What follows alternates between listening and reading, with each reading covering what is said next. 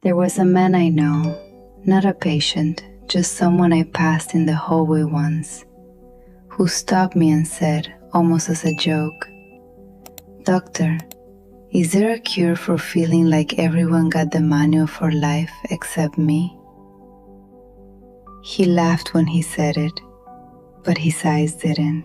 I've been thinking about that moment ever since, because I've heard that same sentence in one form or another from more men than I can count. Men who appear steady from the outside, men who hold jobs, raise children, show up every single day without fail. And yet, somewhere beneath all of that, there is this quiet, persistent feeling, almost like a background hum you cannot quite turn off, that everyone else has already figured something out that you somehow missed. That everyone around you is moving with a kind of confidence and direction that feels completely foreign to you. That you are the only one still standing at the starting line, while the race has long since moved on without you. If that hum is familiar to you, I want you to stay with me. Because what I am about to share is not a motivational speech. It is something closer to the truth. The first thing you need to understand is that this feeling is not random, and it is not a sign of weakness. It is biological. For most of human history, your position within a group determined whether you survived or not. Being excluded from the tribe was not embarrassing, it was fatal. So your brain developed a precise, relentless system for scanning your environment and measuring where you stood relative to others. That system is still running inside you right now, just as it ran inside every ancestor you have ever had. The problem is that it was designed for a world that no longer exists. It was built to read campfires and hunting success, not LinkedIn posts and Instagram reels. But it does not know the difference. It interprets every curated image of someone else's success as a signal, a verdict about your own adequacy. And that gap between what your biology expects and what the modern world delivers is where the suffering lives. Here is something I want you to sit with for a moment. When you look at someone else's life, a friend, a colleague, a face on a screen, you're not seeing their life, you're seeing their performance. Every person you encounter in a public space, whether physical or digital, is presenting an edited version of themselves. Not always out of dishonesty, often out of instinct. Human beings conceal uncertainty because uncertainty feels dangerous to expose. We have always done this. But when everyone participates in this silent agreement to show only their stability, it creates a collective illusion. The impression that everyone else is solid, settled, arrived. When in reality, almost no one is. The man whose career looks effortless is negotiating with his own fear every single morning. The one whose relationship looks easy has conversations behind closed doors that will surprise you. The one who seems financially untouchable loses sleep over numbers no one else sees.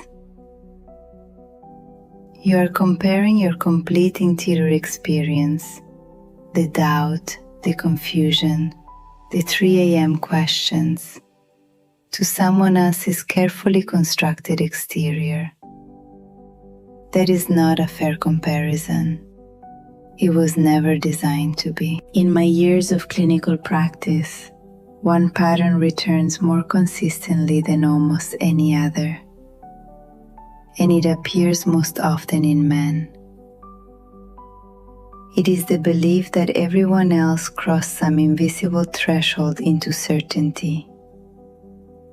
A moment when things clicked, when direction became clear, when the confusion lifted, and that somehow you missed it, that you are the only one still waiting.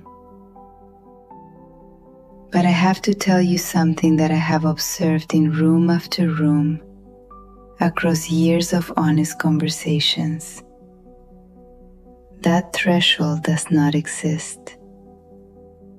Most people are improvising their lives in real time.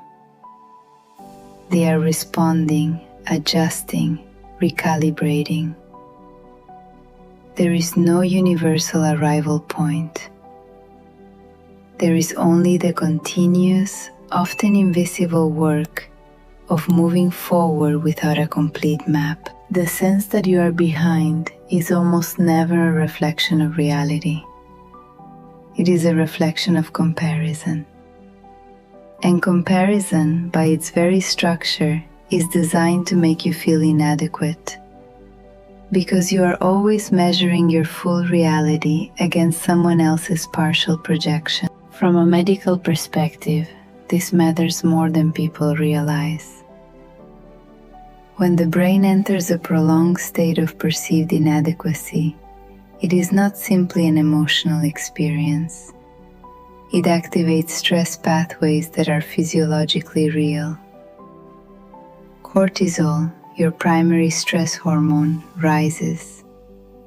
And sustained elevated cortisol does not stay neatly inside your emotional life. It disrupts sleep. It strains cardiovascular function. It suppresses immune response. It affects energy, concentration, even sexual health. The body does not clearly distinguish between social threat and physical danger. Feeling chronically behind, chronically insufficient, chronically measured and found lacking, your body experiences this as a form of attack. This is why comparison anxiety produces real exhaustion, real tension, real physical wear. And yet, and this is the part that matters most, none of it means the story is fixed. One of the most damaging things a man can believe is that his current state defines his final state. That where he is now is where he will remain.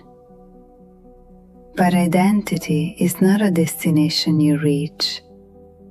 It is something that continues to move, continues to shift, continues to respond to experience. Neural pathways reorganize, patterns evolve. Capacities that felt dormant begin to open. These changes rarely arrive with announcements. They accumulate quietly, beneath awareness, in the space between one day and the next.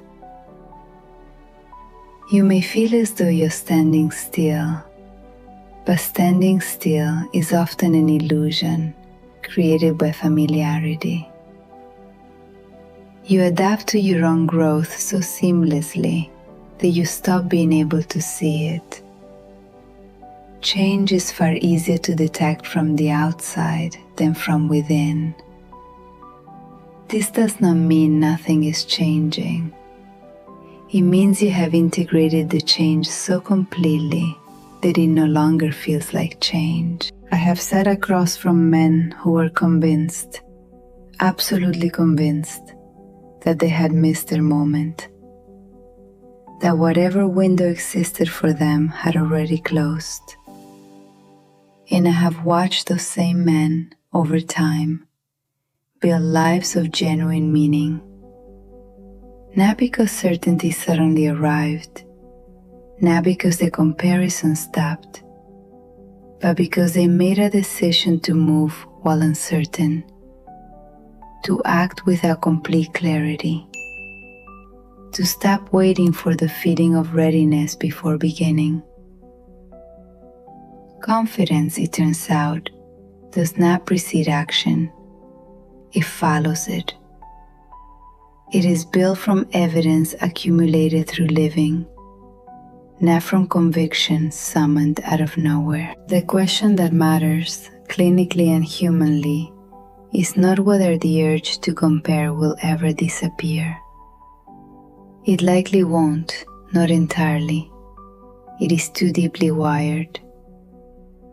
The question is whether comparison is serving you or consuming you. There is a version of this that functions like fuel, a healthy awareness of others that motivates, that sets direction, that pulls you toward growth. And there is another version that functions like a slow drain, where the only thing it produces is a diminished sense of your own worth, where you find yourself avoiding situations not because you don't want to be there, but because you're afraid of being seen as less than, where the mirror becomes an accusation rather than a reflection.